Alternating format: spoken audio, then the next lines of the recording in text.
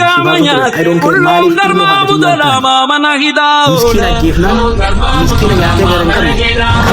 ulum darma budala mama nahida farso ture I don't care malif ilmu hadati yantane miskina jefnan miskina nyate garan kamne kesa to Nita rangeessuudhaan maaliif gudeeta tokko wajjin hin dhalanne kun diina bineensa kun maaliif tokko miskiina zollamu jira lama namummaa fi oromummaa teenya nurra busheessu jira ankalee mataan shirna jechuu kaate viidiyoo san hunda laalee maaliif ani wanni jedhin jira beektaa maqaamni kiyya naasuun qabu amata kudhamee kaan waan hana laalu jiraame Kaya Joseph Favan bar ijoollee cafaqaatiin na dhageessisu turani. Ta'e argeetiin jira rakkoo meeqa jechuun viidiyoon na biraan dhufne hin jiru. Ta'ammaa garuu is beyond kun immoo itti yaadamee godhamaa jira Oromoo. Wanni amma godhamaa jiru kun ijoollee rakkoo keessa dabarte ijoollee sammuu shirjeettetti fayyadamaniiti Oromummaan Oromootti akka hadhooytu. Akkuma gartan Alaabaa fannifataniiti. Alaabaa fannifataniiti. Bishaan isaan irra caalii dhufan gaana bar jaarraa abbaa gadaa faan achi hafuu osoo danda'an bishaan san irra osoo deeman bubbeen fuutee harka Somaalee isaan buufte. Ifiifi miti.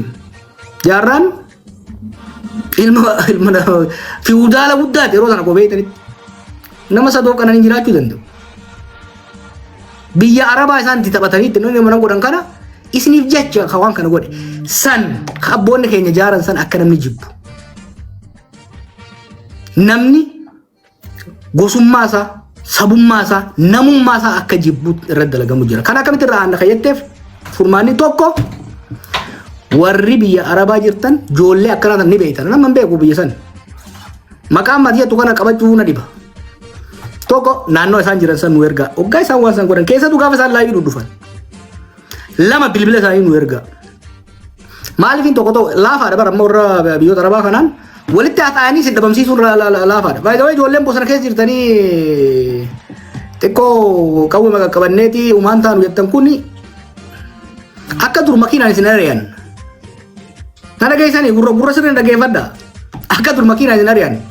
gaafa asliin faan achi dhaqan makiinaan ari'uu danda'an ta'a amma duroomidhaan dhukkee isin irraa kaasan ammaa wanni gaafachaa jiru duremme isaan keessaa ammaa tokko wanni harka irra qabanii maali beektaa ummata Oromoo ummata Itoophiyaa kanaatu nutti dallanaaf malee akka isaan badii walirra dalaganiif yakka isaan achi keessa dalaganiif bara mani qaanonni amma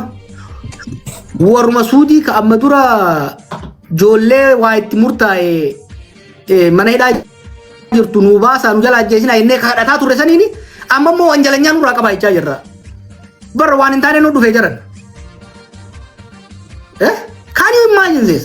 waggaa meeqonni jechaan turre yaaboo ofii godhaa fi namoota nu jalaan ajjeesinaa jechaa kadhachaa turre yaaboo maal jechaa ni jirra aboo jarri keenya kachi dhaqasuun wal ajjeesaa jira wanjala warra hojjetaa jira nu adabaa jechaa ni jirra barkalee sitti himnee jarri kee diraga dalagaa jarri wala ajjeesaa lammii keenya ajjeesaa biyya teenya balleessaa jiran nu jechaa jiran akamta akka kanuma qaanessu eegaa rabbii jaati kanaaf tokko isin warri alaa jirtan biyya san jirtan bilbila isaanii bakka isaan galan qe'ee isaanii mana isaan galan nin beekan Oromooti yeesidu nin beekan namni tokko kophaa jiraachuu hin danda'u biyya tam keessattuu waliin jiraattan gaddaafaan akkasinitti hin dhufne gaafa namni fagoo tokkomee isin bira dhufan nama mana san jiru hunda guuranii deemanii beeka yoommoo ifirraa himtan tokko furmaat kan warri biyyaa hoo ijoollee deemtona gorfadhaa ijoollee deemtona gorfadhaa yoo isaan baditti galan gosa tiyya qe'ee tiyya dubrii kiyya ilma kiyya jeenaatiin nutti hima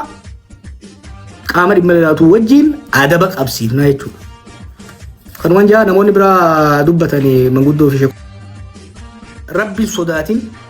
namni bara aaree wal ajjeesuun aara keessa crime of passion waan tokko walii beellamee nama nagaa akka takka hijaa walirraa hin qabne kanarraa qabee namni ajjeesu kun jaarsummaan hin araaramu kun jaarsuma hin araaramu kana yaaltan dhaabee hin dhaabne tana buqqaasuudha tun marziidha tun naqarsaadha tun buqqa'uu qabdi warri kanaa tun qabxiin biraa irratti kaaftan waa'ee warra iqaamaa qabu kajoollee sana bira kaa'u gonni guddaan jara mishigiin shiftaa jara waan bareedanaa kaafte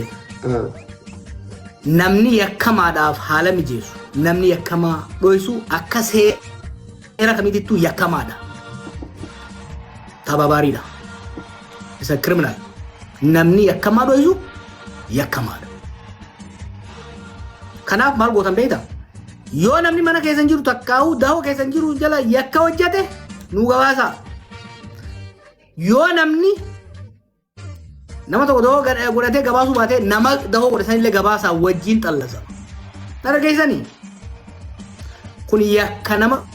dhuunfarratti dalagamu jiru miti kun yakka walloo irratti arsii irratti gosataa irratti godhamu jiru miti kun yakka qabsoo ama 50 irra godhamaa jiru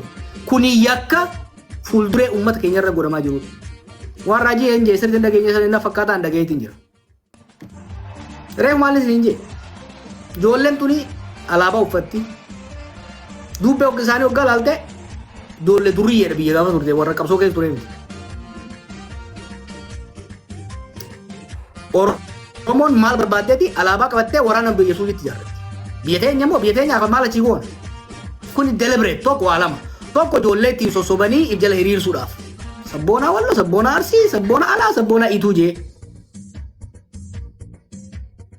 lama ergama qabanii qabsoo Oromoo maqaa Oromoo balleessuu barbaadan dhaggeeffadha Oromoon addunyaarra jirtan viidiyoon ijoolleen baalagee tun gootu boru gaafa isin assaayilam gaafattan isin gabbaati